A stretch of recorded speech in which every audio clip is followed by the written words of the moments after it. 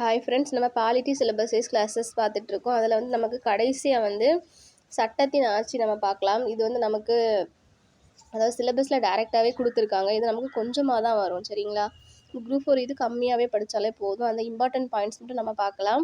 சட்டத்தின் ஆட்சி இதை வந்து யார் பிரிட்டிஷ் முறை பற்றியது. அதாவது இது வந்து பிரிட்டிஷ் முறையிலேருந்து தான் எடுத்திருக்காங்க. ஏன்னா இதை உருவாக்கியவரை யாருன்னா ஏவி டைசின்னு ஒருத்தர் தான் உருவாக்கியிருக்காரு. சட்டத்தின் ஆட்சியில் சில 2-3 கான்செப்ட் அவர் தான் உருவாக்கியிருக்காரு. அவர் யாருன்னா பிரிட்டிஷ் நீதிபதி. அப்போ இது நம்ம எங்கேருந்து எடுத்திருக்காங்க? பிரிட்டிஷ்லேருந்து தான் எடுத்திருக்காங்க. ஓகேவா? இது உருவாக்கியவர் அடிக்கடி கொஸ்டின்ஸ் கேட்குறாங்க. அப்போது சட்டத்தின் ஆட்சியை உருவாக்கியவர் யாருன்னா ஏவி டைசி. இவர் ஒரு பிரிட்டிஷ் நீதிபதி. ஓகேவா? இவர் வந்து ஒரு 3 கான்செப்ட் சொல்லியிருக்காரு, சரிங்களா? அது என்னெல்லாம்னா சட்டத்தை மீறாமல் யாரையும் தண்டிக்க கூடாது. ஓகேவா? சட்டத்தில் என்ன இருக்கோ அதன்படி தான் ஒருவருக்கு தண்டனை கொடுக்க வேண்டும். ஓகேவா? மற்றபடி சட்டத்தை மீறியெல்லாம் யாருக்கும் தண்டிக்க கூடாதுன்னு சொல்லியிருக்காங்க. சட்டத்தின் முன் அனைவரும் சமம். இது நமக்கு ஆல்ரெடி தெரியும். இப்போ நமக்கு ஃபர்ஸ்ட் உள்ளதையும் 2வது உள்ளதையும் நம்ம இந்தியாவில் ஃபாலோ பண்ணுறாங்க. என்னது? சட்டத்தை மீறாமல் யாரையும் தண்டிக்கக்கூடாது, சட்டத்தின் முன் அனைவரும் சமம். இந்த 2 கான்செப்டும் நம்ம இந்தியாவில் ஃபாலோ பண்ணிட்டு இருக்காங்க. அப்புறம் தனிநபர் உரிமைகள் நீதிமன்றத்தால் உருவாக்கப்பட்டு அதை நடைமுறைப்படுத்த வேண்டும். ஓகேவா?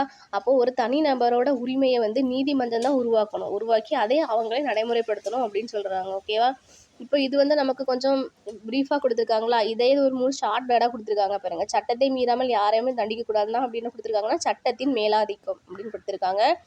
சட்டத்தின் முன் அனைவரும் சமம். இங்கே வந்து சட்டத்தின் முன் சமத்துவம்.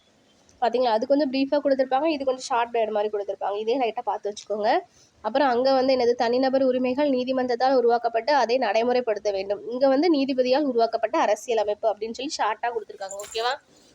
அப்புறம் இதோட டெஃபினிஷன் என்னன்னு பார்க்கலாம். இவ்வளோ நமக்கு போதும். சட்டத்தின் ஆட்சி என்பது அரசு மற்றும் தனியார் நிறுவனங்களில் உள்ள அனைவரும் மற்றும் அரசு மற்றும் பிற நிறுவனங்களும் மக்களால் இயற்றப்பட்ட சட்டத்திற்கு பொறுப்பானவர்கள். என்ன சொல்கிறாங்க? சட்டம் வந்து இயற்றி வச்சுருக்காங்கன்னா அதுக்கு இங்கே எல்லாருமே தான் பொறுப்பு. ஒரு அரைப்பு, ஒரு தனி மனிதரோ அப்படி இல்லைன்னா ஒரு அரசு நிறுவனம், எல்லாருக்குமே சட்டம் ஒன்று தான். அதாவது அரசு ஊழியர்களுக்கு ஒரு சட்டம், தனியார் நிறுவனங்களுக்கு ஒரு சட்டம், அதே போல் அரசு துறையில் வேலை பார்க்குறவங்களுக்கு ஒரு சட்டம், அப்படிலாம் கிடையாது. சட்டத்தினுடைய ஆட்சினா என்னது? சட்டத்தின் ஆட்சியில் வந்து எல்லாருமே சமம் தான். அந்த சட்டம் வந்து அரசு ஊழியர்களுக்கு, தனியார் நிறுவனங்களுக்கு எல்லாருமே சமம் அப்படின்னு சொல்கிறாங்க. அதே போல் மக்களால் இயற்றப்பட்ட சட்டத்திற்கு இவங்க எல்லாருமே பொறுப்பானவர்கள் அப்படின்னு சொல்லியிருக்காங்க. அப்புறம் சட்டத்தின் ஆட்சி என்பது பன்னாட்டு அமைதி மற்றும் பாதுகாப்பு அடிப்படையில் உருவானது. மேலும் இது மக்களின் உரிமைகளையும் அவர்களின் அடிப்படை சுதந்திரத்தையும் காப்பது முக்கியம் என்கிறது. பாருங்க, சட்டத்தினுடைய ஆட்சி என்ன சொல்கிறாங்க? அது வந்து நம்ம இப்படி இருந்தோம்னா, ஏன்னா நம்ம இப்போ ஒரு சட்டம் வந்து பொதுவாக எல்லாருக்குமே கொண்டு வந்துட்டாங்கன்னா நாட்டில் எந்த பிரச்சனையுமே வராது. பாருங்கள், பன்னாட்டு அமைதி, நாடு அமைதியாக இருக்கும், பாதுகாப்பு அடிப்படையில் உருவானது. இப்போ எல்லாருமே மொத்தத்திலே சட்டத்தின் முன் அனைவரும் சமம்னு சொல்லிட்டாங்கன்னா என்னது?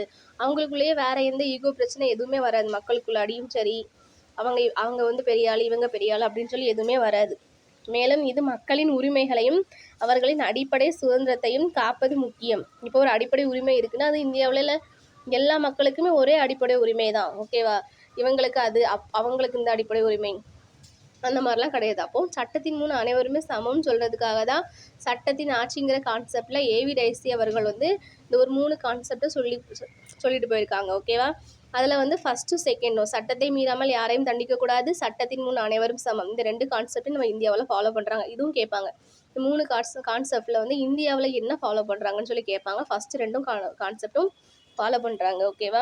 இது நமக்கு மேக்ஸிமம் திடீர்னு இல்லை ஒரு கொஷின் வந்துச்சுன்னா நமக்கு நல்லது தானே. அதனால் நீங்கள் ரைட்டாக பார்த்து வச்சுக்கோங்க. ஓகேவா ஃப்ரெண்ட்ஸ்? தேங்க்யூ. இதோட நமக்கு வந்து பாலிட்டி ஃபுல்லாகவே முடிஞ்சாச்சு. நம்ம இனிமேல் இன்றைக்கி அடுத்து ஐஎன்எம் ஸ்டார்ட் பண்ணலாம். ஐஎன்எம் எல்லாமே கதை மாதிரி தான் வரும். நோட்ஸ் வச்சு தான் எக்ஸ்பிளைன் பண்ண போகிறோம். ஓகேவா? அடுத்த கிளாஸில் நீங்கள் ஐஎன்எம் பாருங்கள். அதே போல் நான் சொன்ன மாதிரி அடிப்படை உரிமைகள் மட்டும் நீங்கள் புக்கில் படிச்சுக்கோங்க. புக்கில் வந்து சூப்பராக கொடுத்து வச்சுருக்காங்க. அதாவது 10th சோஷியல் புக்கில் அதாவது பிக்சர்லாம் கொடுத்து சூப்பராக கொடுத்துருக்காங்க. நீங்கள் அடிப்படை உரிமையை வந்து புக்கை பார்த்து படிச்சுக்கோங்க ஃப்ரெண்ட்ஸ். தேங்க்யூ.